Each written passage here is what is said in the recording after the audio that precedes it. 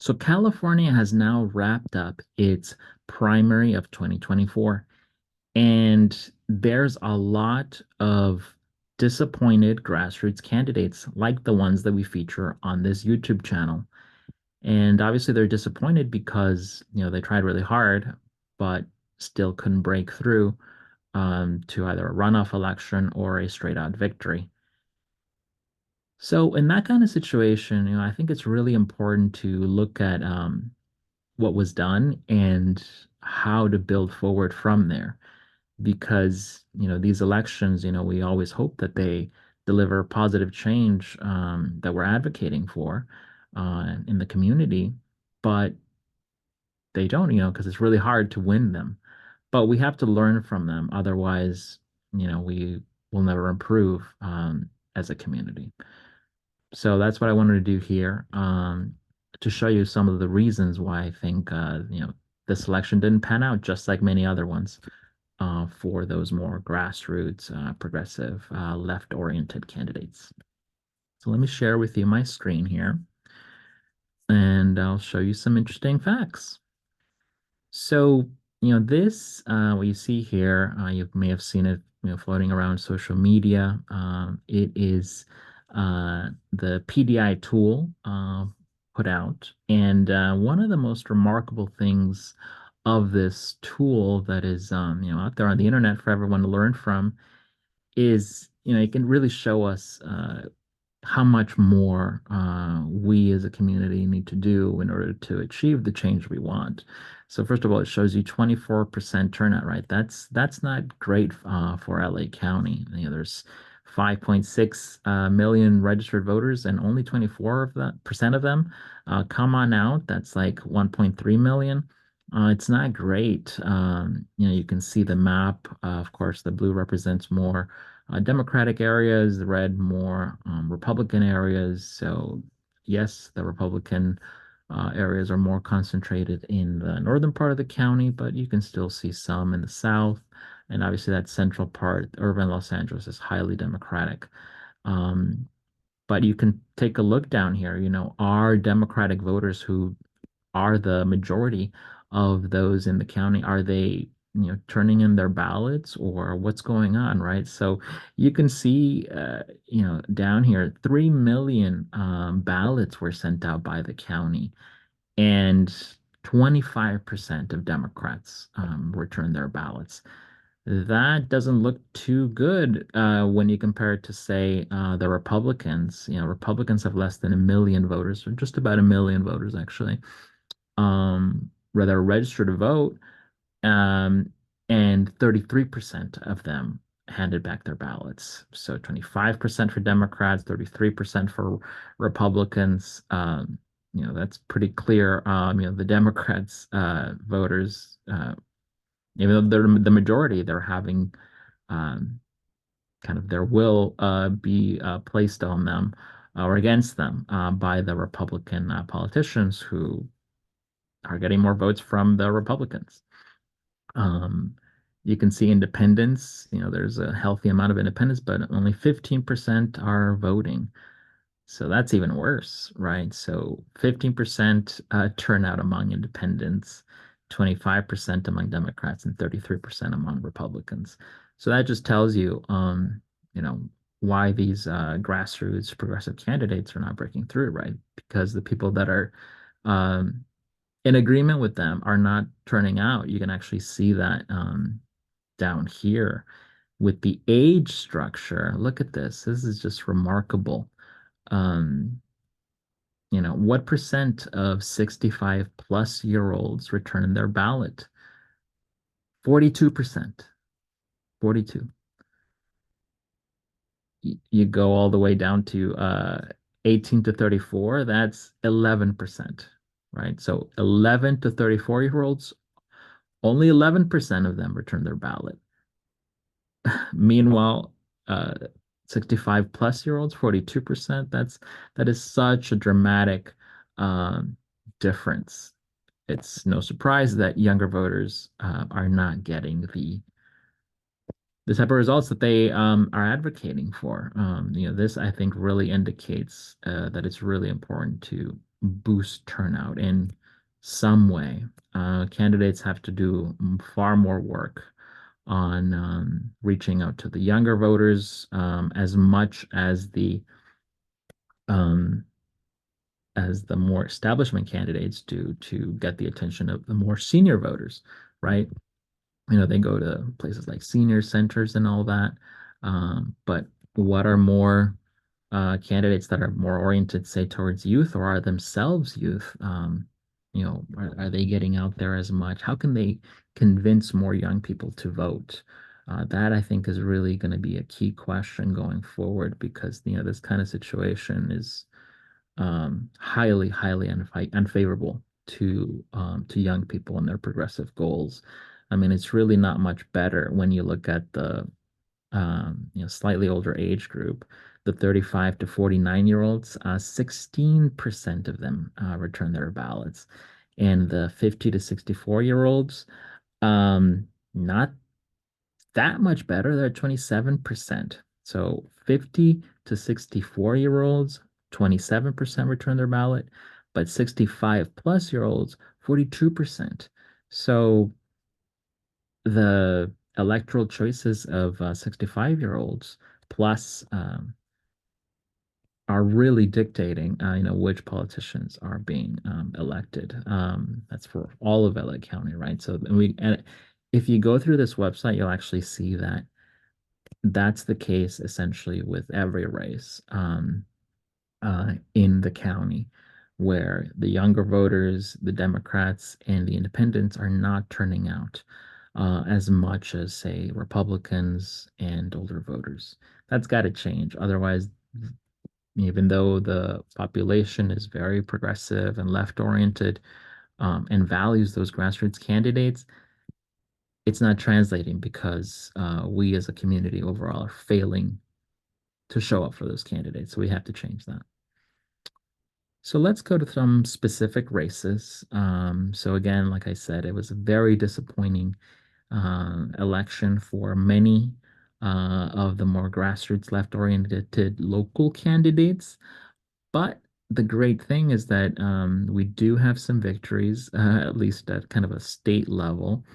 So of course, for the presidential election, the primary, uh, the Green Party, there was only one candidate on this primary election, so it looks like Dr. Jill Stein is, going to be the Green Party's nominee in California and elsewhere. So that's great. She's a fantastic Harvard-educated physician with a real environmental and humanistic outlook. I really hope that a lot of people, give her a chance. She has run before, and she's great. And of course, the Peace and Freedom Party also had its primary. The Peace and Freedom Party, of course, is a coalition of socialist parties as well as unaffiliated socialist-leaning individuals and candidates and organizers. So there were three people vying for that: Claudia de la Cruz, Dr. Cornel West, and Jasmine Sherman. I thought they were all fantastic. But it does look like Claudia de la Cruz got the edge on the other two, so she will be the nominee. So it's fantastic that Californians will have, really great left-oriented, progressive socialist options. Of course, they get Dr. Jill Stein. Please check out her website. I think it's fantastic. She's got all these principles, like the real Green New Deal, not what the Democrats came up with. She's got peace and global human rights, real democracy to empower people. Yes, of course. You also have Claudia de la Cruz on her website. She's running with Karina Garcia to end capitalism before it ends us. Yes, absolutely. So give them a look. It's a great platform that they put together. But beyond that, don't vote for Trump. And while you're at it, don't vote for Biden either. Vote either for the Green Party or the Peace and Freedom Party. It's time to defeat the establishment corporate parties. It is time for these more independent, grassroots, true left parties, like the Green Party and the Peace and Freedom Party. So one of the contests that really disappointed was the one for U.S. Senator. Um, Unfortunately, in my view, we're gonna have Adam Schiff be our senator. Mm, he is not good for the community. Half of the things that he says are just about Trump and how Trump is horrible. But guess what? What the community is concerned about is not so much that. It's not about Trump. It's about healthcare and education and housing affordability. He was previously in the Congress, and his district has countless unhoused brothers and sisters, and he did nothing to help them get back into shelter. He's terrible. I was really rooting for Barbara Lee, another congresswoman. She had a very distinguished progressive record. And it's very unfortunate what the Democratic Party did to her. Check out that article that was published in LA Progressive. Barbara Lee shows us all what Black women get for their loyalty.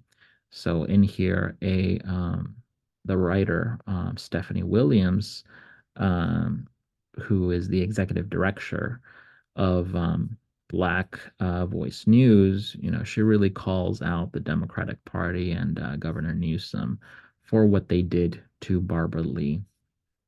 There's a paragraph here that is really powerful. It says, despite the Democratic Party's awakening in recent years to the reality that Black women are the mainstay of its constituency, it still can't help but use the same stale political double speech and disingenuous sleight of hand to try to have it both ways with Black women voters, as if we were too dense to figure out the game. Take, for example, Newsom's new rule when it was time to appoint someone to replace Dianne Feinstein after she passed away last year. Yes, he kept his commitment to appoint a Black woman, but he simultaneously deprived the most competitive Black woman, Barbara Lee, vying for the position, denied her the advantage of incumbency by appointing another Black woman, LaFonza Butler, to the position, even though she expressed no interest or intention of running for the position to serve a full term. Yeah. He did this despite the fact that he had no reservations about giving Alex Padilla the incumbency advantage when Kamala Harris became vice president just 3 short years ago.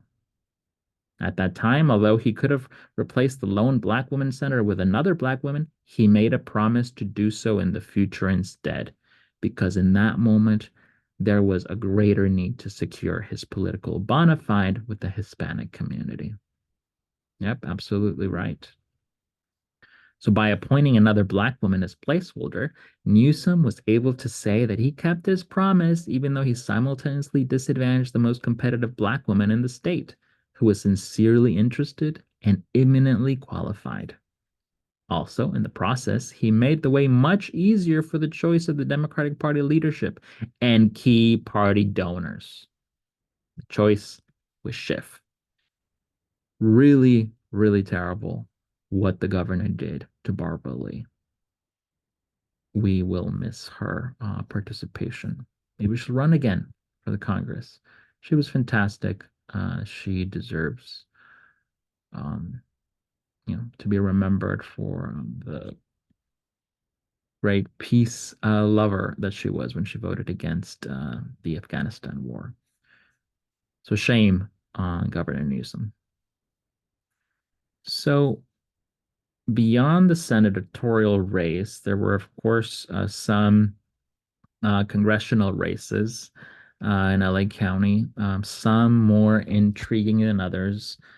It's not very intriguing when incumbents run and, of course, beat everybody, especially if there's no progressive in the race. So it's quite unfortunate that, people like Julia Brownlee and Mike Garcia and Judy Chu were reelected. And well, they haven't been reelected yet. They're going to go to the November election, but they're going to be reelected because that's how it works out. I mean, maybe if we, the people, got it together and voted um, as much as we should, then it might be different. But we have a lot of work to do, especially among younger voters. We have to wake up and we have to return that ballot so that our values are actually represented in the people in government. Otherwise, it's just we're defeating ourselves. We have to start returning those ballots. So some particularly interesting races for the congressional seats in LA County were definitely the 29th district.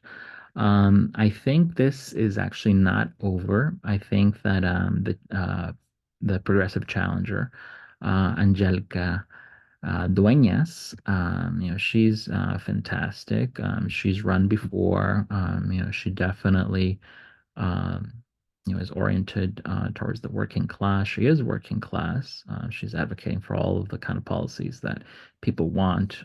So it's really, really important to support her going forward. And I think she may be able to close this gap that she has with the Republican.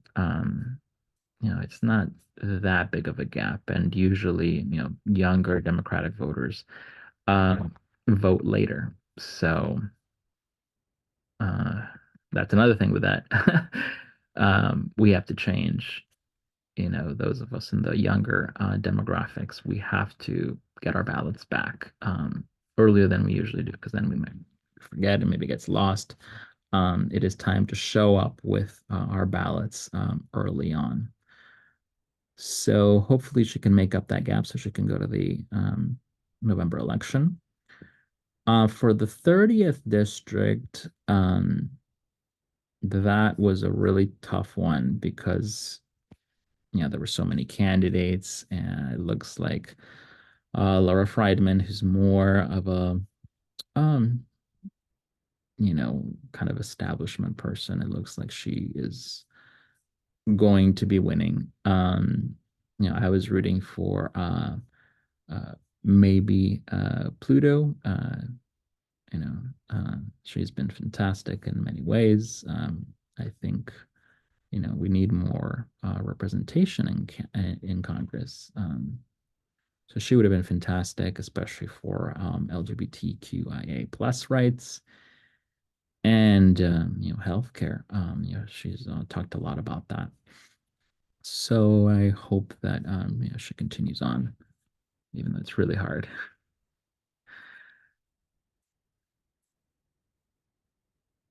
So in the 31st district for Congress, I'm very happy that two corporate Democrats, Susan Rubio and Bob Archuleta, could not make it through um, because they're both terrible. Uh, they've been terrible for decades in their respective positions, and they don't belong in a higher office than they already hold. Instead, it looks like the community is going for Gil Cisneros, who, you know, is a lottery winner. And that's how he's able to, that's how he got to where he is. Well, he's also not very uh, left oriented. In fact, not really at all. But he's not a sellout in the same way that the others are, right? So he has his own money. So it's a somewhat different. Hopefully, we can have a real progressive left option for next time. That's going to be really important. And, in the 32nd district, Brad Sherman gets reelected. Not too surprising.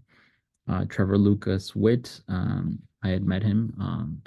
He was a real progressive. Unfortunately, real progressives, we need some work to get out the real progressive vote. So that's going to be an important task. The 34th district, that's central Los Angeles. Um, it was a very exciting race to watch, especially Aaron Reveles, who has really been making a name for himself out there. He previously ran for the Montebello school district, and now he ran for Congress, and it's really fantastic. I think his website, did call for a movement for new democracy, like a new coalition that he ran with together with Chanel Pittman, who was running for assembly in kind of the same area. They both together, really advocated for the community, for human rights. He was going for it, socialist for Congress. He really opposed the genocide, is opposing the genocide, and he's calling for more democracy with a huge program, people's power, housing is a human right, anti-imperialism. That's so important, right? Let's just click to see what he has on there. Sovereignty, integrity, and non-intervention act, right? So we got to stop intervening in other countries. Economic non-aggression act, shut down overseas military installations. So yes, that's exactly what we need. Um, so I truly hope he runs again because we can't be having this Jimmy Gomez person any longer. He's been in there for far too long already. And, he had David Kim, who it looks like is going to be in the runoff. I'm surprised David Kim didn't do kind of higher than this because he was a lot closer in the last election. So it looks like he's going to have a lot of space there to make up. Um, but again, I really think, Aaron Revelis with the Peace and Freedom Party and the Movement for New Democracy. You can check out Aaron's live responses. They were streamed on this YouTube channel in the candidate forum. He's really got some bold ideas. So he would really shake up the U.S. Congress. Hopefully he gets elected maybe next time. And let's see here. All of these races. Oh, here. It's very unfortunate for West LA, the people of the 37th district, that John Parker was not elected. He even though he is pulling a strong 8%, actually, he could still make up this gap with Juan Ray, who ran nonpartisan. He could potentially make up that gap still. And that would be very exciting because he's such an exciting candidate. He's fought for People's Platform for many, many years. Um, he travels overseas and says no to genocide. That's the kind of guy that John Parker is. So hopefully he runs again because that's what is needed to just keep on going, to perseverate. Otherwise, there's no hope, but we have to have hope. All right. So, to no one's surprise, Linda Sanchez looks like she's headed for re-election. She's been in there for far too long. She only had Republican challengers. That's unfortunate. Hopefully, at least a progressive Democrat runs, or better yet, a Green Party or Peace and Freedom Party kind of candidate. In the 42nd district, you had Robert Garcia, who is absolutely terrible. Constituents are always saying on his social media, uh, you know, they're complaining about the fact that he hides their comment, especially on Instagram. So he is just not good for the community. He doesn't listen to the community. He censors the community. So he's got to go. Unfortunately, it looks like the potential replacement is a Republican, so it's going to be a runoff. But obviously, Garcia is going to take it because it's a heavily Democratic district. There were two progressive Democrat candidates runnings. to hopefully make the second slot. Jay Nicole Lopez and Joaquin Beltran. They're both really bright, enterprising, and exciting young voices. Um, I mean, this is Lopez's website, kind of the standard progressive package. Uh, Joaquin's Beltran's also um, kind of similar ideas. He really advocates for masks in healthcare. He kind of got famous for that. So that's, kind of what we need for community advocates to run for office. So both fantastic candidates. Geez, I'm really hoping that this is Robert Garcia's last term. He's terrible. Okay, to no one's surprise, Maxine Waters is well on her way to being reelected, one of the most popular members of Congress. I mean, she definitely is one of the more progressive members of the Democratic Party. So that's what we have. Nanette Barragan is going to be squaring off against a Republican. So she's well on her way to reelection. The state Senate races were not very exciting. People unfortunately don't pay a lot of attention to the state Senate, so that means that oftentimes there's not grassroots left candidates running for that position. So hopefully we can change that going forward. So for the assembly, definitely two races that were pretty interesting were one on the 52nd district to replace Wendy Carrillo, who decided to run for LA City Council. It looks like Jessica Calosa will be the replacement, or Frankie Carrillo, so they'll be squaring off against each other in the November election. So that's going to be a war, I'm sure, between two Democrats. So we'll keep our eye open. But it's really unfortunate that, progressives like Chanel Pittman, who, ran under the Green Party, are not advancing in this round. She has really been advocating for all the good things for many years. She has been a longtime member of the Green Party, universal health care, housing is a human right, free and fast transit, eco-socialism, co-chair with the Green Party. She's fantastic. So, as I mentioned before, she also ran under this new Los Angeles Coalition Movement for New Democracy with Aaron Reveles.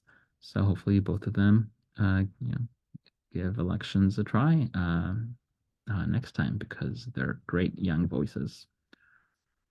And oh gosh, the chair of the LA County Democratic Party, Mark Gonzalez, is going to make the runoff in the 54th district. It looks like John Yee is also making it. So that's going to be quite a battle again. When you have two well-funded Democrats, those turn into really, really unsavory races.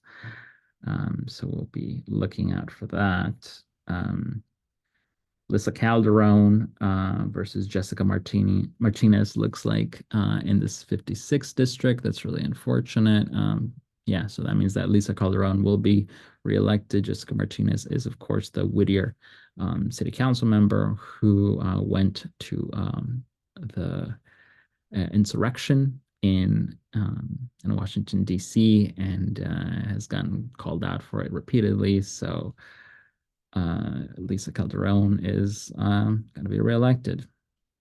Not great. Unfortunately, again, in this race, there was no left progressive socialist candidate. The 62nd district is very sad. So you got Jose Luis Solache, mayor of Linwood, who is advancing, along with the Republican Paul Jones. So it's a very Democratic district. So Jose Luis Alache is going to go to Sacramento. It's unfortunate that Maria Estrada, who previously ran in the previous district that kind of overlaps with the 62nd district, unfortunately, she did not make the runoff. I think that gap is just too large with the second place. Um, you know, it's difficult to run as a grassroots candidate, even if you've run before. But we as a whole community should not give up. Hopefully, Salache could be defeated in a future race. It's just that the community has to get more active in voting, just like all the other races. Blanca Pacheco headed to re-election. Alma Tsuchi headed to re-election.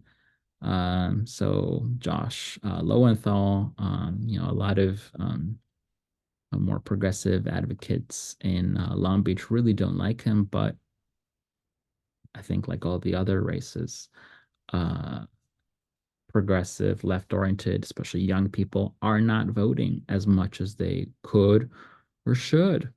So unless that changes, we're going to have these establishment corporate politicians continue on. And a race that really, made me sad is this race for district attorney. So it looks like, of course, George Gascon, the district attorney, who has not done enough to help those who have been harmed by this so-called criminal justice system. He said he would do a lot of things. He hasn't done a whole lot of those things. They haven't been implemented. So he's not standing up for what he said that he would push for in his campaign. It's really unfortunate that the guy who would have stood up for those values, Dan Kapelovitz, whose interview with myself you can check out on this channel. Hopefully, I think there's a lot more than 14,000 people in LA County who believe in what Dan Kapolowitz's message um, was, right? Because that message actually is very similar to Gascon's message. But unlike Gascon, Dan Kapolowitz would have actually implemented those policies because he wants to get at the root of crime, right? It's, crime is uh, something that happens because people don't have enough economic opportunities. That's what Dan Kapelowitz says. And that's what needs to come out in the future more so that we don't continue to be fooled by people like Gascon who claim that they hold those progressive views, but then they don't implement them. So unfortunately, we're going to have Gascon quite likely, even though it will be a runoff, but quite likely we will have him for another 4 years. So hopefully after those 4 years, that can be someone far more progressive. Um, this a very similar story with the Board of Supervisors. Uh, Holly Mitchell and Janice Hahn will be reelected. So that's unfortunate. These are the same people that, for example, declined to have countywide rank control. They said, "Oh, let the small cities handle it. Let each city kind of have it do it their own way." So they really, abandoned the majority of Angelenos who are renters and who were looking to them for leadership. Um, but unfortunately, again, even though the community, wanted some change in a progressive direction, we didn't have very progressive challengers. Say in the fourth district against Janice Hahn, Alex Villanueva, and John Cruikshank. Neither of them is progressive or on the left. They're both on the political right. They were primarying Janice Hahn from her right. That's not what should have happened. There should have been a candidate or more than one from her left to challenge her from the left.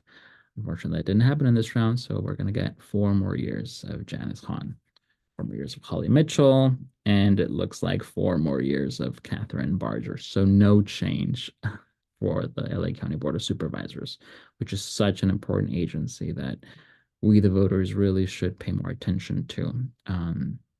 It's unfortunate that the mayor of Burbank, Constantine Anthony, did not make the runoff because he could have really changed things at the LA County Board of Supervisors, where change is very much needed.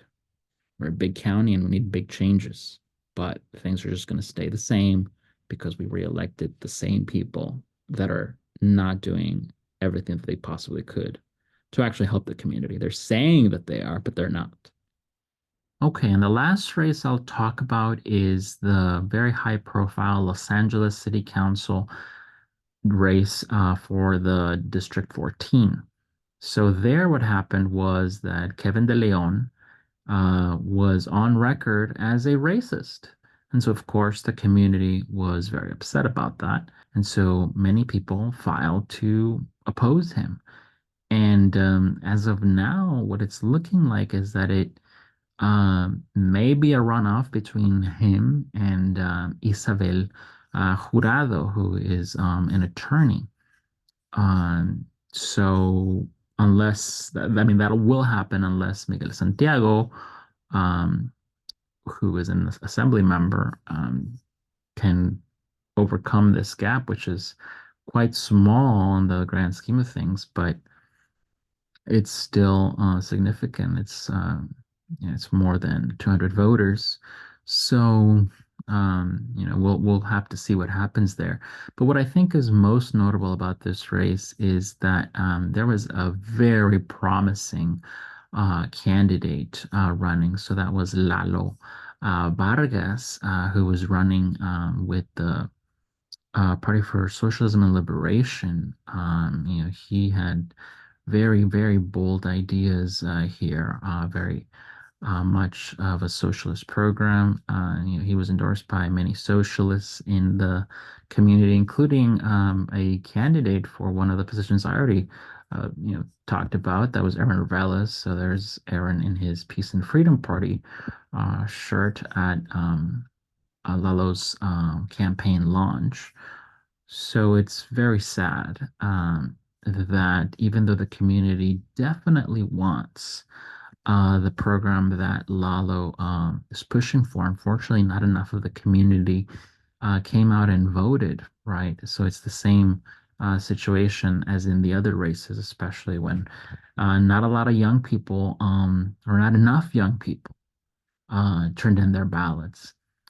That is a situation that we must absolutely change. So we can so we can look at the data for the district and kind of see how it panned out. And you can pretty quickly see that turnout was better than in the county in general. Look at the turnout for Democrats. It's 26%. The turnout for Republicans was also 26%. So that's good. It means that, Democrats decided to get out there and vote on rather than just, leaving up more to the Republicans who, well, they'll choose their candidates. So this is more of what we need to be seeing of left-leaning voters actually making a choice rather than just sitting it out. We can see that turnout was also higher here than in the county in general for voters that are younger than 65 years of age. So that's good. The high profile nature of the race really increased turnout, but it's very clear that we need even higher turnout than this, and it needs to be consistent so that we can elect very promising, young people like Lalo. We need to go beyond this situation where only 11% of people aged 11 to 34, the most progressive voters, only 11% are going to vote. We can't accept that anymore. We just can't have, we should not accept it, but we have to do some uh, reflection and hard work. We can't just give up because, The future is very much coming. It's always around. So, for example, things like climate change, we need bold action now. Oftentimes, um, people don't realize that, or they do realize it, but then they don't act. So here you go. Here's the result. We reelected the same corporate establishment politicians that are just always constantly fooling us. It's time to say no to that. It's time to return our ballots. I really hope that that message can stick with at least some people because that's what participatory representational government should be about. But those of us that are younger and more left-leaning, we tend not to vote as much, and that's a real problem. Let's work on it.